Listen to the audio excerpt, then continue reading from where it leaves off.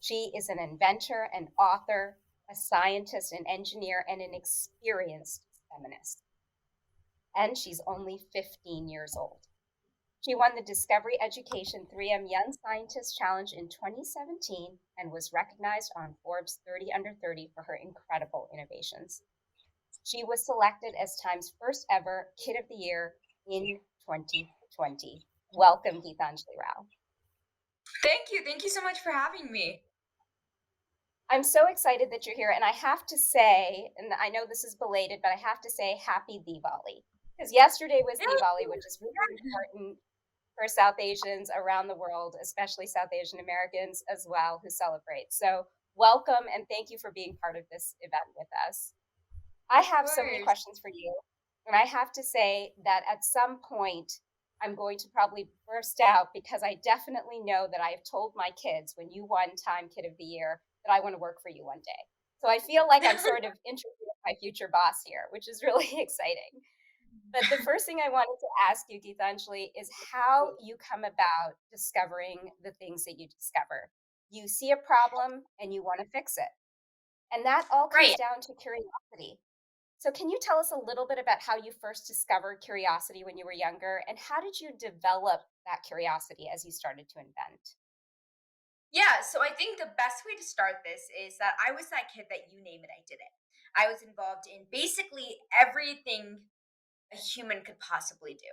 Um, I was in ice skating, baking. I played football for a while. I know, weird. And there's stuff that obviously faded away, but there's stuff that I kept up. And I think really how it was put out there for me is you have to go to one class, one practice, one lesson, and if you don't like it, you can quit the next day. And I think that's where that curious mindset came from. I was always wanting to try new things. And I think a lot of that doing was my parents actually. They put me out there in the world at a very young age and they help with exposure, which I still say to this day is one of the biggest reasons I am where I am. I was exposed to a lot of things at a young age. I was almost taught to be a natural born risk taker and I carved my own path for myself. And that's really made me who I am today. And now, looking even further than that, you were talking about I see a problem, I solve the problem. When it comes to innovation, I have to look at a very curious mindset for myself, but also a curious mindset for the users, right? What do they want? What do I want? It's something that you learn and grow with, but it's also problems that quite literally keep me up at night and solutions that quite literally keep me up at night trying to figure out how they work. And everything kind of just fits together. And it's almost like creating the game and playing it yourself. Wow, I love that. You're someone who is solving the world's problems and changing it every single day. And you're also a STEMinist. This is like my new favorite word. I Yeah. love this new word. So tell me a little bit of what do you think that means? How would you define STEMinism? And more importantly, why do you think girls should be involved in STEM careers? Yeah, and the best thing is that I actually just heard of that word too.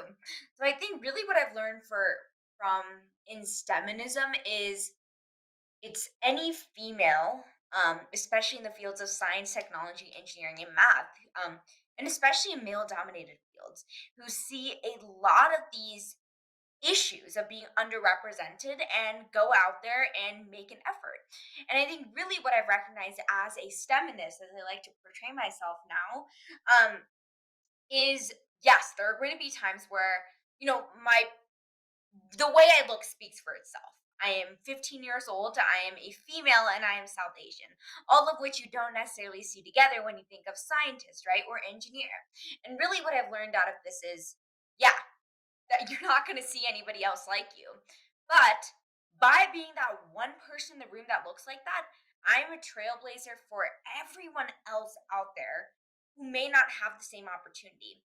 And on top of that, out of the thousands and thousands of people who are going to shoot me down, there's going to be two or three that pick me up. And those are the people I'm going to look towards at the end of the day. It is much, much easier said than done. But I think really what we have to recognize that our society is going up in a positive direction. We're going in a positive direction, looking at science and technology in the real world. And as one of my favorite STEMinists, as we like to say, says, we've come a long way, but we still have so much more to do when we look ahead. And that is a quote from Marie Curie. And I really stand by that every single day, whether that's from a science perspective, whether that's from a diversity perspective, or at the end of the day, just from a human perspective. Because one day we're not going to be calling it girls in STEM. We're going to be calling it people in STEM. And that's when we'll finally fit the stereotype. Ah, I love that. I love that. People in STEM. And I also think it's so important to look at the future of the world and think we want girls to be part of designing it. That part is so Exactly. important. And that's what I love about everything that you've done and the way that you're changing the world today. Before I introduce you to some more special guests, yes, there's more special guests coming. Tell me a little bit about the advice that you give to Gen Alpha, Gen Z, people like my kids who are trying to change the future through technology, engineering, math, and science. I have quite a few. And if I had to choose one, it's going to be a pretty cliche one, but I'll branch out into different ones throughout it. Biggest one is don't be afraid to dream big and then think back to reality. Because at the end of the day, we're all kids. We're all kids and we have the time to make those dreams into reality. And we also can recognize that we're one person, right? So don't feel pressured to, do everything by yourself. And that brings me to my second point. Don't be afraid to ask for help, right? Being a teenager can be difficult by itself. Being a kid can be difficult by itself. Being a girl can be difficult by itself. So don't be afraid to ask for help and don't be afraid to have people guide you because sometimes a community of like minded peers and mentors are the one thing that can help bring you forward in your journey as well. Um, let's see, another thing that I always love to say is don't be afraid to fail, right? That's honestly the one thing that brought me back in the beginning itself is recognizing that or I had to recognize that failure was another step to success. One of my mentors told me fail stands for first attempt in learning. And I stand by that every single day. Another thing I like to think of failure as is it shouldn't be stigmatized, right? It's obviously been stigmatized in schools and things like that. It's bad to fail a test. It's bad to get a B in a class, right? Now we have to start focusing on how do we encourage failure? How do we cultivate that energy in an environment? Because failure is such a natural part of the process. Another thing that's important about failure is that all failure is failing when it or messing up when it doesn't matter versus messing up when it does. And when you mess up when it doesn't matter, it makes the end product so much more exciting than you ever thought it could be. But yeah, that's a little bit of my advice. And really, if I had to wrap this all up, I would say that we're growing up in a place where we're seeing problems that have never existed before, and we all have the power to change the world. So go for it. But yeah, I'm excited to bring our new special guest up here as well. All right, well, let's get to it with our new special guest with that incredible, incredible quote about failure. So, I am really excited to introduce three young STEMinists who are joining us, Grace, Bennett, and Ileana. Now, you met Grace earlier in the program, who's joining us from Abu Dhabi. We also have Bennett and Ileana here. Bennett is in ninth grade, loves to ride horses, and has a horse named Bella. She enjoys science and empowering girls in STEM. Ileana has been with Project Scientist for 5 years, and she's going into sixth grade, is 11 years old. When she grows up, she wants to be an astrologist. Sorry, an astrogeologist. I got that wrong. You're going to have to explain to me what that is. She also plays soccer, softball, piano, is a Girl Scout, and speaks Mandarin Chinese. So, first, I'm going to turn to you, Ileana. Do you have a question for Geetanjali? Yes, I actually, building on what you said about failure just now, what do you value more, success or failure? Because obviously they're both important in the scientific process. Yeah, you kind of read my mind there because what I end all my speeches with actually is I'm proud to say that I've failed more times than I've succeeded. Every single speech I give, I always say that because I think it's so important to put out there that the reason I am where I am is not because of my successes, it's because of my failures. And quite literally, we all see the pretty magazine cover, quite literally, right? And what we have to recognize that behind that magazine cover, there have been so many times where I've messed up, so many times where I wasn't or accepted almost for the way that I look, so many times where I almost stopped doing everything because I was focusing more on meeting others' expectations versus expectations of myself. And I think that's what we have to recognize, right? Failure is such a natural part of the process and it's okay to let it happen. And so I value failure more. And while success, does mean a little bit, failing, when it almost think about it this way. When you fail, when you take a risk, it takes you a little step back. But when you succeed after those failures because you learn from it, it shoots you forward. And that's what you should strive for, not short time, success. Another thing my mom always tells me is look for happiness, not pleasure. And that's really what failure brings us. It brings us long term success, long term excitement in what we're doing. And at the end of the day, it doesn't feel like you failed anymore. It feels like success is kind of within it. It takes time to get used to, but once you do it, it's fun. What an excellent question, Ileana. Thank you. I know Grace has one as well. Grace, over to you. Yes. So hello, Gitanjali, huge fan of your work and everything that you're doing.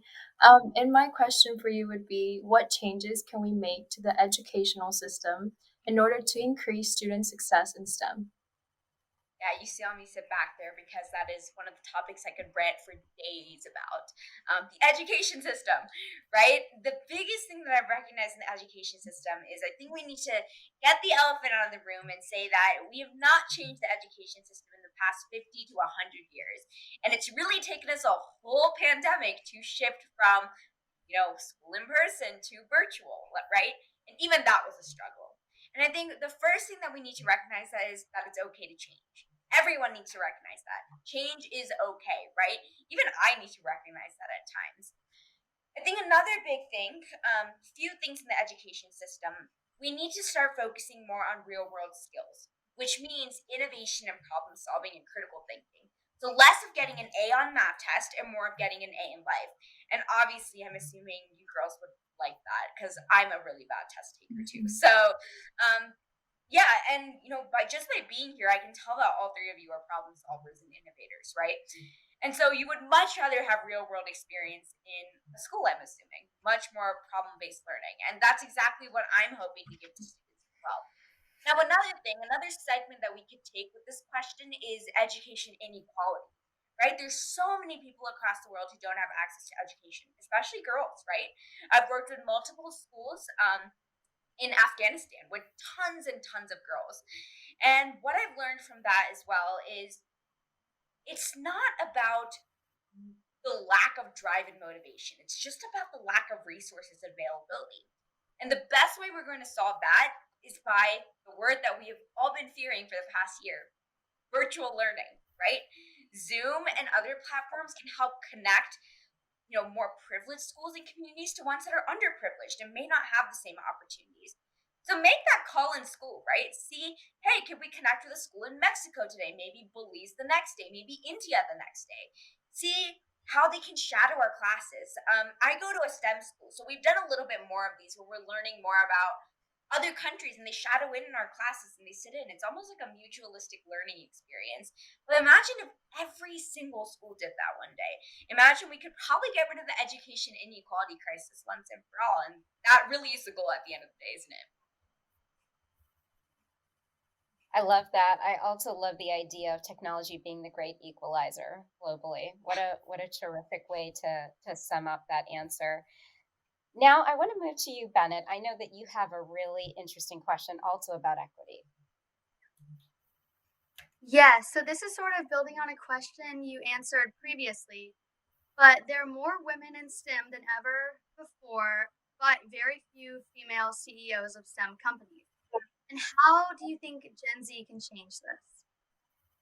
Great question. And I'll actually take a different approach to answer this because I think, again, it's a couple things. One, self doubt in every single female out there, right? We don't see people like us, and we tend to sit back and watch as everything else happens. Sometimes you have to recognize that by being the first person, you're being that role model for the people who can't, right? You're putting yourself out there for the people who don't know that they can. And that's why I get really inspired by so many female CEOs out there. I know the CEO of YouTube is currently female. If you guys have heard of 23andMe, also female. All sorts of incredible companies are led by incredible female CEOs as well. Another one is actually the app Waze. And if you guys have heard of it, it's almost like Google Maps, but it's input it from like crowdsourced, and she's actually a South Asian female as well. And she was one of my initial inspirations for what I do, who I am, things like that. Um, I've heard a lot from a lot of different people about why they think more females are in science, but not as many are in CEOs. And I think really what I've self doubt is the biggest thing. The lack of role models is another big thing, and I also think it's the lack of opportunity. Another thing that we've really been avoiding, and I haven't talked too much about, is the gender wage gap. Right? It's still a huge problem that people face today. For every $1 that a man makes, a woman still makes 80 cents in the United States. And it's for a number of reasons, a lot of which I still can't deduce, right? And what I've recognized off of that is it's a real problem. And I think that's one of the biggest problems that is also not cultivating the next generation of innovators and CEOs. And I think our best bet to be able to change this, like you said, Bennett, is definitely one, introducing more role models into the field of STEM, especially those who are women. Second, seeing how we can close that gender wage gap. Three, providing more resources and marketing STEM female and males as well. So not portraying STEM as only robots and coding, maybe putting it out as innovation as well and solving problems. And I think at the end of the day, it's just sharing that if I can do it, you can do it, and anyone can do it, because you three are, clearly inspirations to everyone out there who is watching today as well. But yeah, those are some of my biggest things there. Well, there you have it, ladies and gentlemen. I am so, so excited to end this panel, but welcome the future of STEMinism in these four incredible faces that you see here today, and also the future leaders of the world. They're going to be sitting in our boardrooms. They're going to be inventing the future for us. And I just cannot thank all four of you enough. Gitanjali, thank you so much for your time, for your advice. And look out for my application when you're the boss one day. I cannot wait. Thank you for joining us. Thanks for having me. Thank you.